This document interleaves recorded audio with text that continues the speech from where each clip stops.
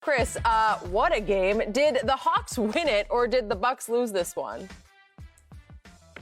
Hawks won, no doubt about it. And I get it. You might say, well, Milwaukee was up 105-98 with less than 4 minutes left. 7 points. You should win that game, especially when you have supposedly the best player on the floor. But in those last 7 minutes, obviously, Atlanta just took over. And I'm going to highlight what they did rather than what Milwaukee didn't do. Atlanta, which out-rebounded the Bucks in the game, and the Bucks were the best rebounding team in the Eastern Conference, they grabbed 5 offensive rebounds in the last 4 minutes. All of them led to buckets. Trae Young makes 7 of 7 free throws in the last 3.5 minutes. And that shot he made on the left wing, the 3-point play from 18 feet when he was fouled by Drew Holiday, that was just phenomenal. So I give Atlanta credit. And the only reason they were actually down 7 with 4 minutes left was because I feel like they took their foot off the gas. They went on that 28-13 run over an 8-minute stretch of the third quarter to take control. And it culminated with Trae Young's shimmy three-pointer, right? He does the shimmy. He hits the three. They're up 8. It's looking like they're going to win this thing. And then I feel like Trae got too cute. He was feeling himself at that point. And he missed his next 5 shots. He committed 2 turnovers over the next few minutes in both the third and fourth quarter. And I feel like he lost focus. And then Milwaukee got back in the game and actually took control of the game. And then he righted himself down the stretch and returned to what he had been doing before the shimmy. And that's when they took control of this game. Look, Trae Young has more confidence, more swag. To use Skip's term, he has more of a clutch gene than anybody else in this series. And John Collins has a similar makeup. Not Trae Young, but that dude is steely himself. So Atlanta took this game because that's what guys with that type of makeup do. They take it. So I give all the credit to the Hawks. I agree with you. The Hawks won it because at the end of the day, you still have to execute. Skip, we've said this, Chris. You know we've said this a lot. That game was right there for the taking for such and such a team. And they just didn't do it. Well, the Bucks left the door open, and the Hawks said, well, we don't mind if we do. They scored on 8 of their last 9 possessions. And you mentioned it, Chris. They got 4 offensive rebounds. Well, if you go rebound and get shot after shot, opportunity after opportunity, you're going to win the ball game. John Collins outplayed Chris Middleton. He did. That cannot happen. Okay, if you want to say Giannis did his thing, 34, 12, and 9, almost a triple-double. He was the only starter with a positive plus-minus rating. So he did what he did. Okay, you say him and Trae canceled each other out. Well, I got Holiday and I got Middleton. I would like to think that I got of the top 5 players, I got 3 of them. Chris, I like to think the Bucks got to say, okay, of the top 5 players that's on the court, especially the starters, I got 3 of them. Holiday, Middleton, and Giannis. Okay, you want to say John Collins and Trae? Okay, but I got 3. This can't happen. But the Hawks, and as you said, Trae Young has so much confidence. He's like, I can get whatever I want. I'm surprised how he had his way with Holiday, one of the premier on-ball defenders in all of basketball. He was first team all defense. And Trae Young made him look like an average guy. He made whomever had it, he made them look average. And then he started playing with confidence. Chris, you and I was talking about this out of the break. He threw the ball off the backboard. I thought he just threw it too hard. I didn't even see John Collins until it was too late. And I think Brook Lopez realized it was too late because he got dunked on. So I'm like, bro, y'all do realize this is the Eastern Conference Final. But Skip, before I turn over to you, I'm watching the game, and I'm saying to myself, do the Bucks realize this series, if they win, they go to the NBA Finals? Maybe they realize that too much. Go ahead. I think they realized that too late. Skip, they just got there just shooting the ball, turning the ball over willy-nilly. I'm like, you do realize what's at stake in this ball game, right, Bucks? Yep. They got their hands full. Because the one thing that you don't want to have happen, when I believe they're the superior team, I could be wrong, but I think not superior, but I think they're the better team. When you're the better team and you allow a team that you're better than to hang around or you let them steal a game in a series, you got your hands full for the rest of the series. Because now Nate McMillan's in the locker room telling them, guys, we just beat that team. We can beat them again. Absolutely. And we can beat them again. Absolutely. The Bucks got your hands. You got your hands full now, Buck. So now it is my turn, me being the only member of this three-man panel that actually picked the Atlanta Hawks to win this series in 6 games. Silly me. Who knew? This man is from Atlanta, lives in Atlanta, and betrayed his poor little Atlanta Hawks, sold them out by picking Giannis and the Bucks to win the Eastern Conference Finals. But I won't dwell on that. I'll get back to Jenny's question. You can certainly make the case that Milwaukee being 8-point favorites at home last night, 8-point favorites, prohibitive favorites to win this series, that because they shot 8 of 36 from 3, that's 22%, that they just flat out blew this game. They gave this game away. And your other all-star, Chris Middleton, goes 0 for 9 from 3.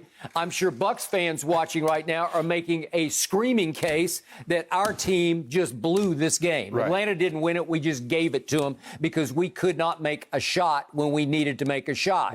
And obviously the game virtually ended with Connaughton, who made 3 huge threes at Brooklyn the other night in Game 7, shooting an air ball, if we could quickly see that missed by about 3 feet left. Yeah.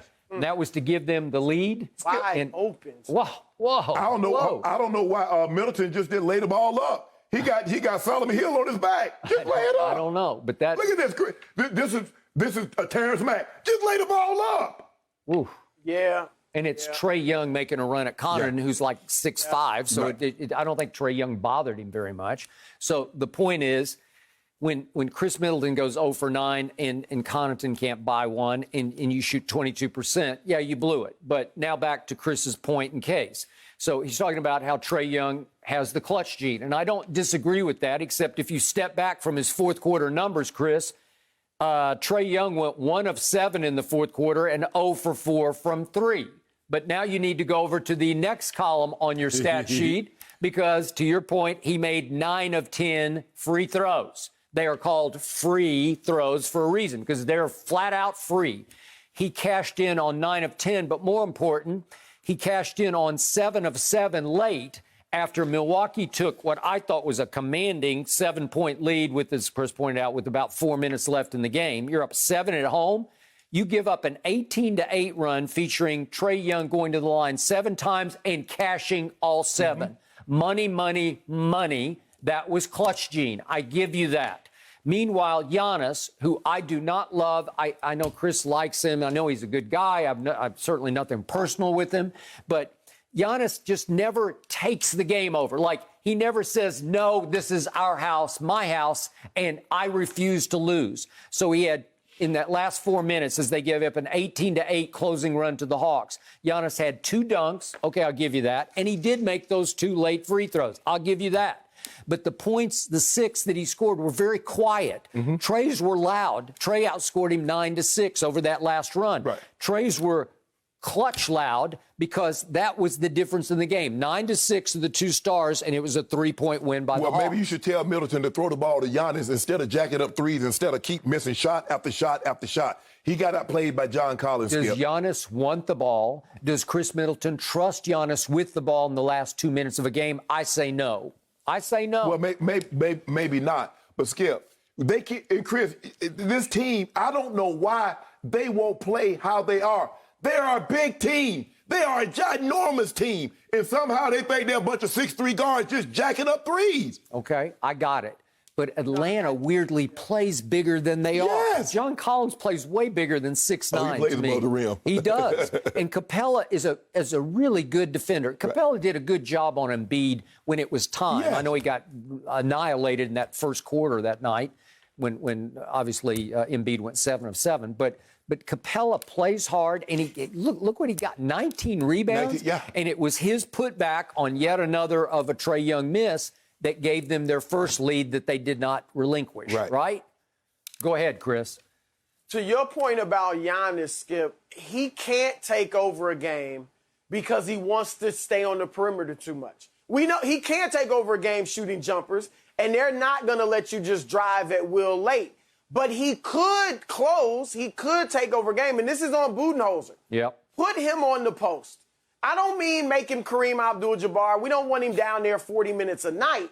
But when you need a bucket, put him on the post. We saw what he did to Kevin Durant at the end of overtime in Game 7. He faced him up, then backed him down, and went to a jump hook. Who in the league, including Embiid, could stop a Giannis jump hook? But Giannis likes to spin toward the baseline and fade away, shoot a jumper. Last night, I think it was in the first half, he had Trae Young on him. And he was in the middle of the paint, and he kind of was backing him down, and he shoots a fadeaway, and he missed from like 8-10 feet over Trae Young. And so Giannis, he could close if at crunch time he would go to the block and use a jump hook. But he wants to be too finesse. He wants to shoot jumpers or play on the perimeter, and he can't close that way. That's one of the key missing things for the Bucks. And again, that's on Budenholzer and that staff to make Giannis understand we need you down here in these moments. Because they put him at the 5. If you look at the fourth quarter, they played him at the 5. Lopez only played 12 seconds, and that was to come in and on the free throw line when they thought he might miss the free throws. So they put him at the 5. They played him where you wanted him to be, Chris, on the block. So allow me to make a closing point here that something is going on with these Hawks, Nate McMillan's Hawks. Yeah.